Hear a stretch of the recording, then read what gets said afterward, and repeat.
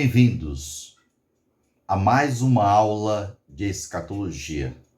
Eu sou o pastor Cosmo Silva e nessa aula de escatologia, na continuidade do nosso curso cronológico de escatologia, nós queremos nessa tarde falar sobre a besta de Apocalipse, capítulo 13. Quem é a besta de Apocalipse, capítulo 13? Nós devemos entender, fazendo um pequeno resumo do nosso curso escatológico, de que nós entendemos que a igreja do Senhor Jesus Cristo, ela não passará pela grande tribulação. A tribulação, ela é dividida em duas partes, 3 anos e meio, mais 3 anos e meio. A igreja, ela não passará por nenhum momento pela grande tribulação. Nós cremos que a igreja, ela será arrebatada antes que venha a 70ª semana. Nós sabemos que a grande tribulação, ela tem como propósito despertar a nação de Israel para a conversão no final dos 7 anos de grande tribulação. Nesse período de grande tribulação, a igreja encontra-se nos céus. Nós estamos nos céus no período tribulacional. Estamos gozando de 2 grandes eventos na eternidade. É o tribunal de Cristo, nós chamamos de Bema, para diferenciar do trono branco, que é um tribunal de juízo, de julgamento, para o tribunal de galardões. No tribunal de Cristo, nós receberemos os nossos galardões por termos servido a Deus aqui nesse planeta, nessa terra. Todo o pessoal do período da igreja de Atos 2 até o tempo que Cristo vier buscar a sua igreja. Então, o primeiro grande evento, quando a igreja for arrebatada, é o tribunal de Cristo. Outro grande evento nos céus será as bodas do Cordeiro, que é exatamente o casamento de Cristo noivo com a sua igreja, a noiva. Simultaneamente estará acontecendo aqui na terra a grande tribulação. Então nós queremos entender quem é a besta de Apocalipse, capítulo 13. Nós sabemos que a pessoa predominante no período da grande tribulação é o anticristo. O grande chefe, o grande líder da grande tribulação é o anticristo. Ele diz, a Bíblia, que ele crescerá em poder e influência à medida que os 7 anos do período passam. Vamos entender a primeira coisa sobre o uso bíblico do termo anticristo. O que significa a palavra anticristo? O termo anticristo aparece somente 5 vezes na Bíblia. O termo anticristo, a palavra anticristo, só aparece 5 vezes na Bíblia. E todas elas encontram-se na primeira e na segunda epístola de João. Nós queremos analisar esses textos. Analisar a palavra anticristo, onde aparece apenas 5 vezes na Bíblia, em 1 João e 2 João. Na nossa aula de hoje, nós queremos entender quem é a besta de Apocalipse 13. Veremos em João 1 e 2, 1 João 1 e 2, as primeira e segunda epístolas, e também nós queremos falar da história do pequeno chifre, do capítulo 7 e o capítulo 8 de Daniel, certo? Isso é importante. Então, o primeiro texto que queremos analisar nesse momento, é 1 João capítulo 2, versículo 22, a Bíblia diz assim: quem é o mentiroso, senão aquele que nega que Jesus é o Cristo? Este é o anticristo, o que nega o Pai e o que nega o Filho. 1 João 2 e 22. 1 João 4 e 3. E todo espírito que não confessa a Jesus não procede de Deus. Pelo contrário, este é o espírito do anticristo, a respeito do qual tendes ouvido que vem e presentemente já está no mundo. E outro texto diz, porque muitos enganadores têm saído pelo mundo fora, os quais não confessam Jesus Cristo vindo em carne. Esse é o enganador, e de novo aparece a palavra anticristo.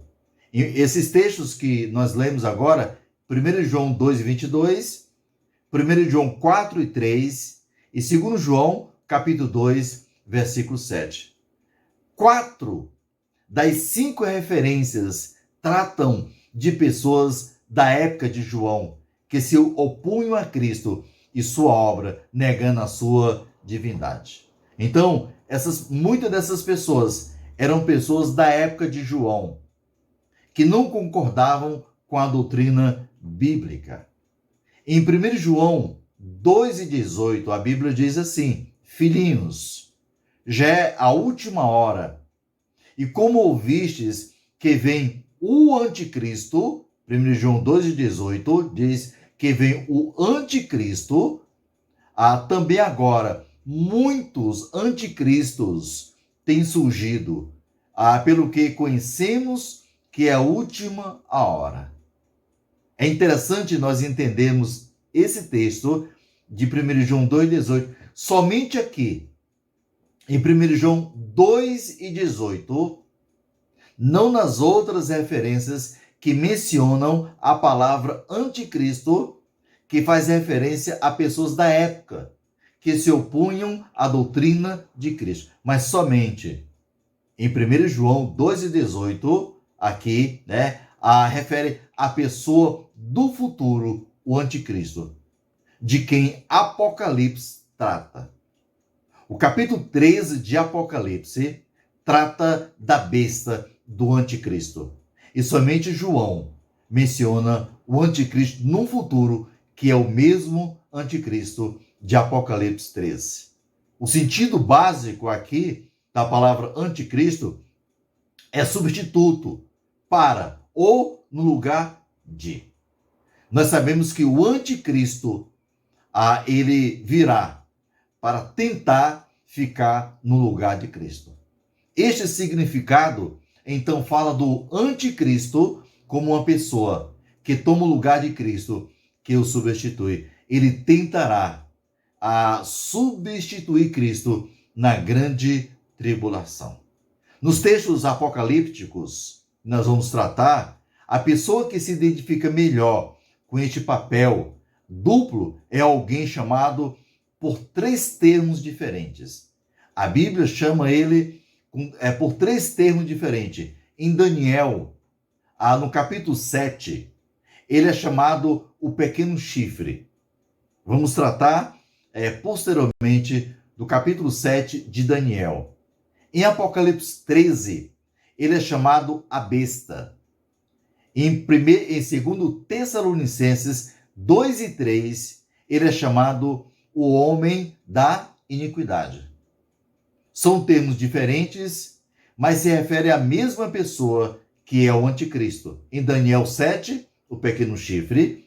Em Apocalipse 13, a besta. E em 2 Tessalonicenses 2:3, ele é chamado o homem da iniquidade. Nós queremos tratar desses termos, identificar esses termos e estudá-los e poder entender a respeito do anticristo. A primeira coisa que nós queremos entender nesse momento é o pequeno chifre de Daniel, capítulo 7. Quem é o pequeno chifre de Daniel 7? Então nós queremos ler o texto para que a gente possa entender todo o contexto de Daniel 7. Então Daniel, capítulo 7, do versículo 1, diz assim a palavra do Senhor. No primeiro ano de Belsazar, rei da Babilônia, teve Daniel um sonho e visões ante seus olhos. Quando estava no seu leito, escreveu logo o sonho e relatou a suma de todas as coisas. Falou Daniel e disse: Eu estava olhando durante a minha visão da noite, e eis que os 4 ventos do céu agitavam o mar grande. E diz a Bíblia, no versículo 3, 4 animais grandes, diferentes uns dos outros, subiam do mar. O primeiro era como leão e tinha asas de águia. Enquanto eu olhava, foram-lhe arrancadas as asas. Foi levantado da terra e posto em 2 pés, como homem, e lhe foi dada mente de homem. Continuei olhando, e eis que o segundo animal, semelhante a um urso, o qual se levantou sobre um dos seus lados, na boca, entre os dentes, trazia 3 costelas, e lhe diziam: Levanta-te, devora muita carne. Depois disto, continuei olhando, e eis aqui outro, semelhante a um leopardo. E tinha nas costas 4 asas de ave. Tinha também este animal 4 cabeças, e foi-lhe dado domínio. Depois disto, eu continuava olhando nas visões da noite. E eis aqui o 4º animal, diz a Bíblia, terrível, espantoso e sobremodo forte, o qual tinha grandes dentes de ferro. Ele devorava e fazia em pedaços, e pisava aos pés o que sobejava. Era diferente de todos os animais que apareceram antes dele, e tinha, diz a Bíblia, 10 chifres. Estando eu a observar os chifres, eis que entre eles subiu outro pequeno, diante do qual 3 dos primeiros chifres foram arrancados. E eis que neste chifre havia olhos, como os de homem, e uma boca que falava com insolência.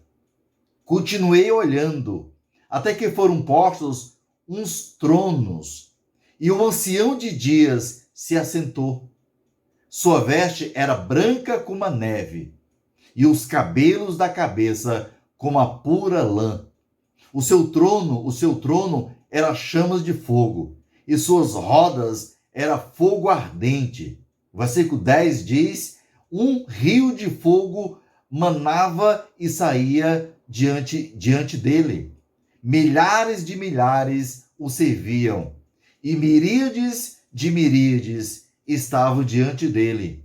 Assentou-se o tribunal e se abriram os livros. Então estive olhando, por causa da voz das insolentes palavras que o chifre proferia. Estive olhando e vi que o animal foi morto, e o seu corpo desfeito e entregue para ser queimado. Quanto aos outros animais, foi-lhes tirado o domínio. Todavia, foi-lhes dada prolongação de vida por um prazo e um tempo. Eu estava olhando nas minhas visões da noite, e eis que vinha com as nuvens do céu como filho do homem, e dirigiu-se ao ancião de dias, e o fizeram chegar até ele. Foi-lhe dado domínio e glória, e o reino, para que os povos, nações e homens de todas as línguas o servissem. O seu domínio é domínio eterno, que não passará, e o seu reino jamais será destruído. Quanto a mim, Daniel, o meu espírito foi alarmado dentro de mim, e as visões da minha cabeça me perturbaram. Cheguei-me a um dos que estavam perto e lhe pedi a verdade acerca de tudo isto.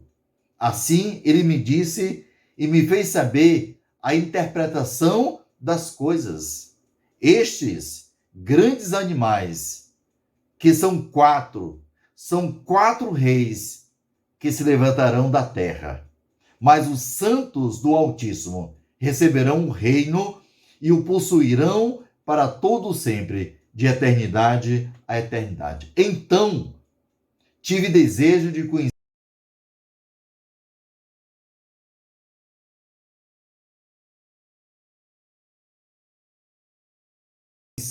a verdade a respeito do qual que é diferente dos outros. Muitos eram cujas unhas devorava e pisava aos pés o que sobejava. E também a respeito dos 10 chifres que tinha na cabeça e do outro que subiu, diante do qual caíram 3. Daquele chifre que tinha olhos e uma boca que falava com insolência e parecia mais robusto do que os seus companheiros. Eu olhava, e eis que este chifre fazia guerra contra os santos e prevalecia contra eles. O verso 22 diz: até que veio o ancião de dias e fez justiça aos santos do Altíssimo. E veio o tempo em que os santos possuíram o reino. Então ele disse: o quarto animal será um quarto reino na terra, o qual será diferente de todos os reinos, e devorará toda a terra, e a pisará aos pés, e a fará em pedaços. Os 10 chifres correspondem a 10 reis, que se levantarão daquele mesmo reino, e depois deles se levantará outro, o qual será diferente dos primeiros, e abaterá a 3 reis. Proferirá palavras contra o Altíssimo, magoará os santos do Altíssimo e cuidará em mudar os tempos e a lei. E os santos lhe serão entregues nas mãos, por um tempo, 2 tempos e metade de um tempo. Mas depois se assentará o tribunal para lhe tirar o domínio, para o destruir e o consumir até o fim. O reino e o domínio e a majestade dos reinos, debaixo de todo o céu, serão dados ao povo dos santos do Altíssimo. O seu reino será reino eterno, e todos os domínios o servirão e lhe obedecerão. Aqui terminou o assunto. Quanto a mim, Daniel, os meus pensamentos muito me perturbaram, e o meu rosto se empalideceu, mas guardei essas coisas no coração. Certamente, sem nenhuma sombra de dúvida, Daniel, ele faz referência nesse texto ao anticristo, em várias passagens, 2 das quais são importantes para o estudo aqui que nós vamos tratar sobre a besta de Apocalipse 13, que é o anticristo. Na primeira, o termo característico pequeno chifre é empregado e na outra somente é designado rei. Em Daniel, no capítulo 7, no texto que nós lemos, de 1 a 27, o termo que aparece aqui, chamado pequeno chifre, é empregado em Daniel 7, onde a primeira das 4 visões é descrita nesse texto. A história envolvida se refere aqui aos impérios consecutivos. Primeiro império, segundo império, terceiro império e quarto império. E o primeiro império, de forma consecutiva, podemos chamar assim, né, é a Babilônia.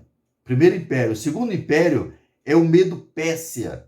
Depois vem a Grécia e Roma da Antiguidade. E novamente aparece aqui a Roma, numa forma renovada durante a tribulação. Nós vamos provar nesse estudo que essa Roma renovada não é uma Roma política, é uma Roma religiosa, onde faz referência à Igreja Católica Apostólica Romana, aliada do Anticristo na grande tribulação. E nós vamos provar isso chamando a igreja da Grande Babilônia, da Grande Meretriz.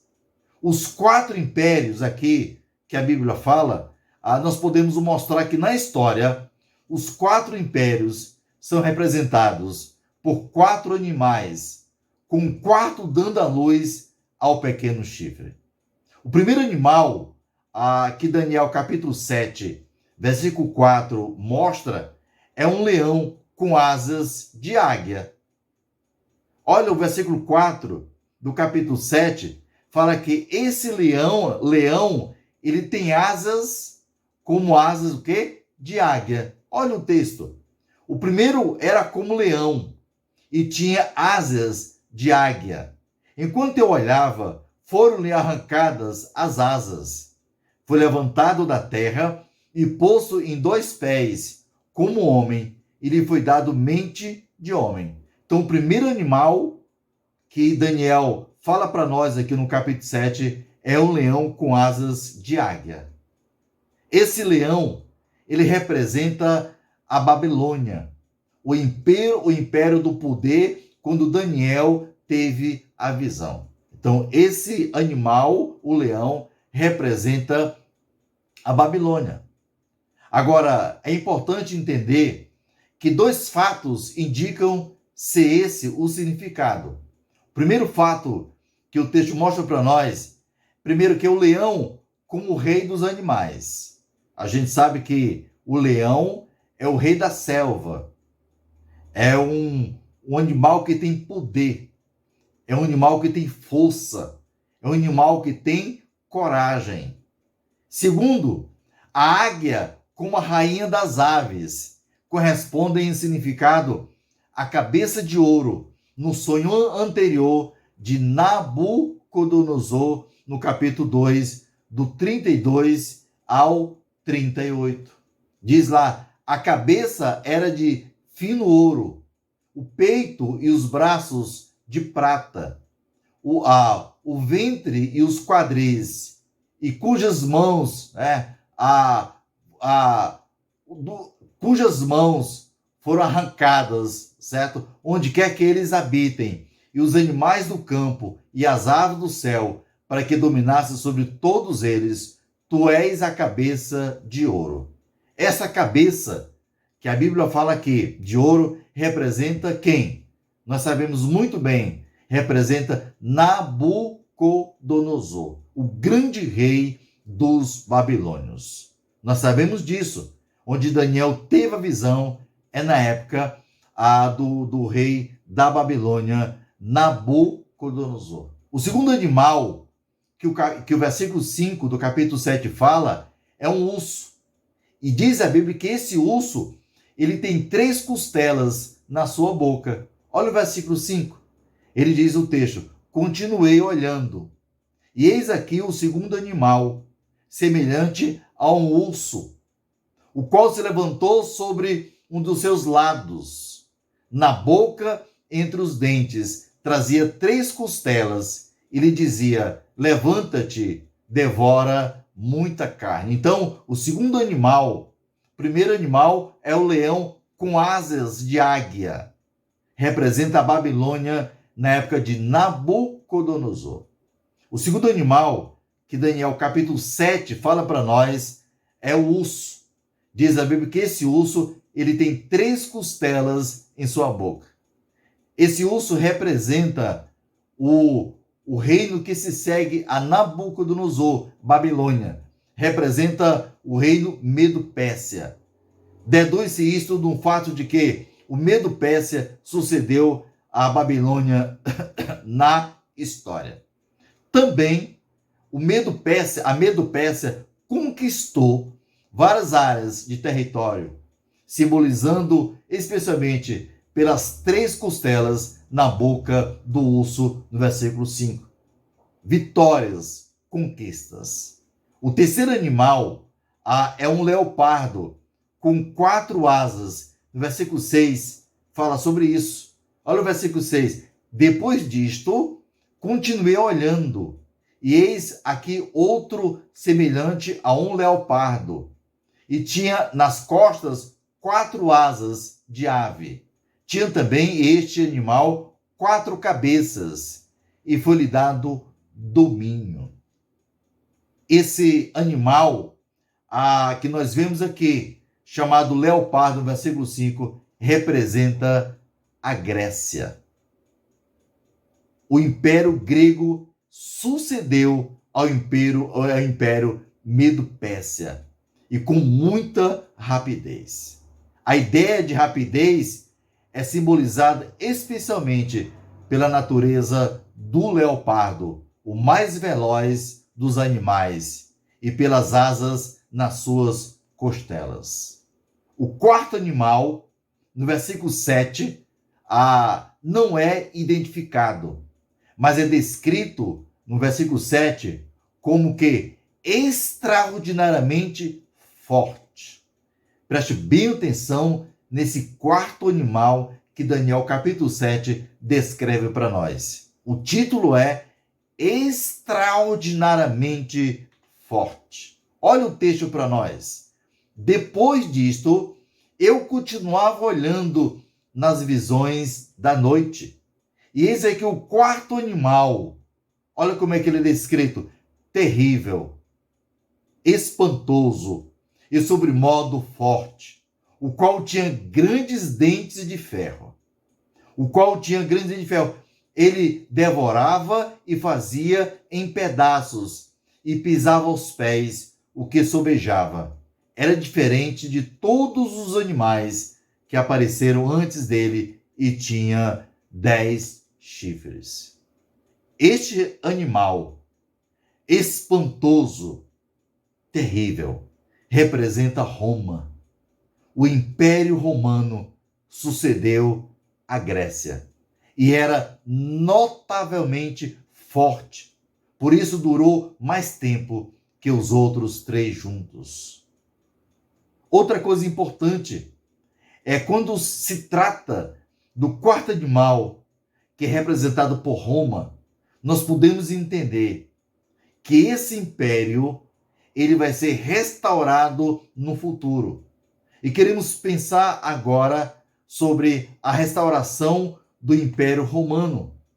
Uma observação importante sobre este quarto animal é que o texto diz, esse quarto animal, ele tem 10 chifres. E o versículo 24 descreve ele simbolizando como 10 reis. O capítulo 7, versículo 24 de Daniel, diz que ele representa que esses 10 chifres são representados por 10 reis. O império do passado não cumpriu a história apresentada por Daniel. Então tem que haver uma restauração, porque as escrituras, elas não falham. O reino de Roma não cumpriu a profecia. Nós entendemos que essa profecia desses 10 chifres, 10 reis, vão se cumprir no futuro, como isso é profético. No versículo 25 do capítulo 7 de Daniel, outra vez é descrito como orgulhoso. O quarto império como orgulhoso, até falando o quê? Palavras contra o Altíssimo. Olha o versículo 25. Proferirá palavras contra o Altíssimo, magoará os santos do Altíssimo e cuidará em mudar os tempos e a lei, e os santos lhe serão entregues nas mãos por um tempo, 2 tempos e metade de um tempo. O versículo declara, mais que ele diz o texto que magoará os santos do Altíssimo. Isso é uma característica notada anteriormente acerca do anticristo. O anticristo, ele vai agir dessa forma, isso assemelha as suas características, e veremos isso em Apocalipse, capítulo 13, falando da besta, fazendo referência ao anticristo. Diz o texto, continuará nessa atividade por um período descrito. Olha o que o versículo diz: 1 tempo, 2 tempos e metade de um tempo. O que isso significa? Correspondem 3 anos e meio ou seja, 1260 dias. Isso faz referência aos 3 anos e meio finais da grande tribulação. A metade da 70ª semana de Daniel. Essa duração de tempo corresponde à última metade da semana da tribulação.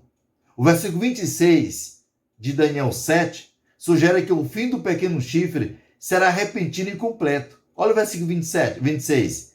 Mas depois se assentará o tribunal para lhe tirar o domínio, para o destruir e o consumir até o fim. O pequeno chifre, que nós entendemos que é o anticristo, de Apocalipse capítulo 13, ele vai ser julgado e ele vai ser certamente ele já foi condenado, já está determinado na Bíblia, e a sua condenação será executada por Deus. Isso é uma descrição à derrota do anticristo por Cristo na sua revelação. A Bíblia diz que quando Cristo vier com a sua igreja, não mais noiva, agora é esposa, porque o casamento do noivo com a noiva, a igreja, noivo Cristo. E esse casamento aconteceu nos céus. Quando terminar a grande tribulação, diz a Bíblia que Jesus virá de Sião, ele virá dos céus para estabelecer o reino milenar, um período de 1000 anos aqui na terra. Que coisa fabulosa, que promessa maravilhosa de que nós vamos reinar com Cristo no período do milênio, período de 1000 anos aqui na terra. Nós chamamos isso na segunda fase da segunda vinda de Cristo, onde ele pisa nesse planeta. Naquele momento, diz a Bíblia, e nós estudaremos, que ele vai inaugurar o lago de fogo com a besta e o falso profeta. E diz a Bíblia que Satanás será preso por 1000 anos. Esse é o final da grande tribulação que nós estudaremos finalmente no final do nosso estudo. Mas o que nós entendemos agora, no capítulo 7 de Daniel, é que ele fala do pequeno chifre que é o anticristo. De uma Roma renovada na grande tribulação, que faz referência à Igreja Católica Apostólica Romana, como a grande Babilônia, a grande meretriz, que vai se aliar ao anticristo e a toda a sua gangue na grande tribulação.